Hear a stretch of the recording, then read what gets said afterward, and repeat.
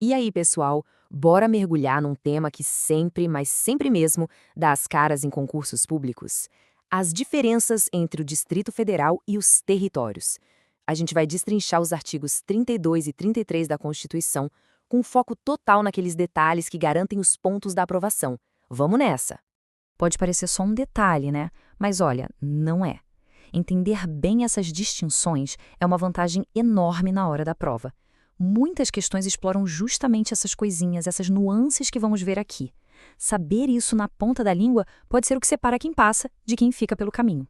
Então, para começar, vamos focar no Distrito Federal, o nosso DF. Ele é uma figuraça na nossa federação. Não é estado, não é município.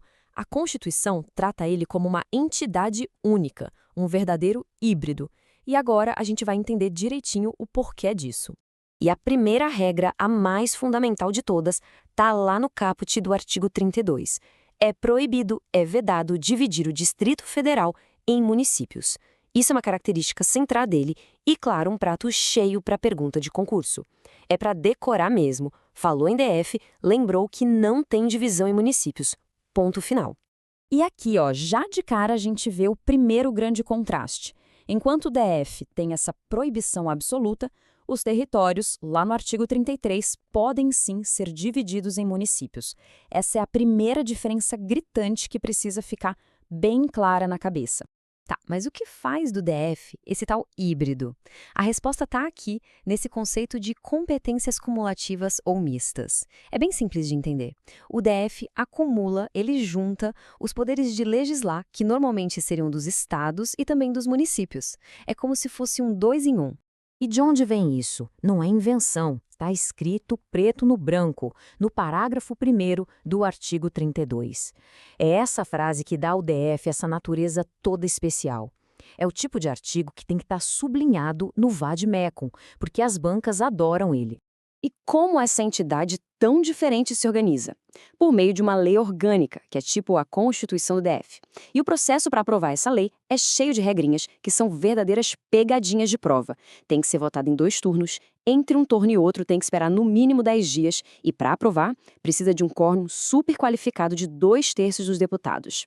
Ah, e quem promulga é a própria Câmara Legislativa. O processo é bem parecido com o de uma emenda à Constituição, viu? Fica a dica. Beleza, já entendemos a base, a estrutura. Agora vamos ver como isso funciona na prática, lá no governo e na organização dos poderes do Distrito Federal. Na parte das eleições, a regra é bem simples. A ideia é alinhar tudo com os estados. O artigo 32, parágrafo 2º, manda o recado. A eleição para governador, vice e deputados distritais acontece no mesmo dia da eleição dos governadores e deputados estaduais. E o tempo de mandato é o mesmo, tudo sincronizado. Agora, atenção máxima aqui. Esse é aquele ponto de atualização legislativa que o examinador de concurso ama cobrar. Vamos voltar um pouquinho no tempo? Antes da Emenda Constitucional 104 de 2019, o artigo 32 listava só 3 forças de segurança para o DF: a Polícia Civil, a Polícia Militar e o Corpo de Bombeiros Militar. Essa era a foto antiga. Mas aí veio a Emenda 104 e, pronto, incluiu nesse rol a Polícia Penal. Essa é uma mudança recente, pontual, e é o tipo de coisa que mostra quem está estudando de verdade. Então é essencial gravar. Hoje, a lista de forças do artigo 32 inclui também a Polícia Penal. Certo, agora vamos virar a página e falar dos territórios. Alguém pode até pensar, ué, mas o Brasil nem tem mais territórios desde a Constituição de 88? É verdade, não tem. Só que as regras sobre eles continuam lá no artigo 33, valendo. E se está na Constituição, meu amigo, pode cair na prova. Então vamos conhecer. Um ponto crucial sobre os territórios é que eles são muito ligados à União, quase como uma extensão dela. E isso fica super claro na parte fiscal, na grana. As contas do governo de um território não são julgadas por um tribunal de contas local.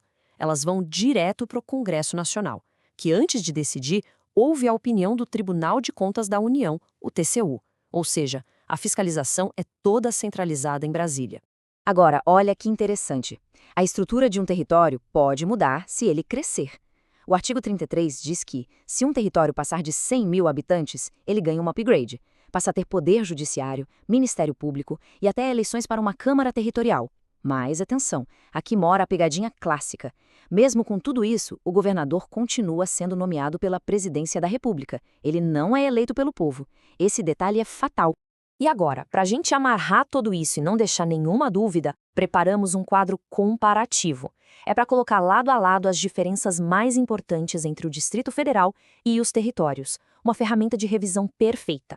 Vamos repassar, ponto por ponto. Divisão. No DF é proibido, nos territórios pode. Norma principal. No DF é a lei orgânica feita por eles mesmos, nos territórios é lei federal. Poder de legislar. O DF acumula dos estados e municípios. O território só delibera. Chefe do executivo, eleito no DF, nomeado nos territórios. E a fiscalização das contas? O DF tem a sua própria. A dos territórios é feita pelo Congresso Nacional. Esse é o mapa da mina, o resumo claro e direto do que importa. Para a gente encerrar, fica aqui uma reflexão que vai além da prova. A gente viu toda a teoria, a estrutura constitucional ainda existe, tá lá. Mas, na prática hoje, será que faria sentido o Brasil pensar em criar territórios de novo? Talvez para administrar áreas estratégicas ou com problemas muito específicos? A ferramenta constitucional está na caixa. A grande questão é, será que vale a pena usar de novo? Fica aí o pensamento. Bons estudos!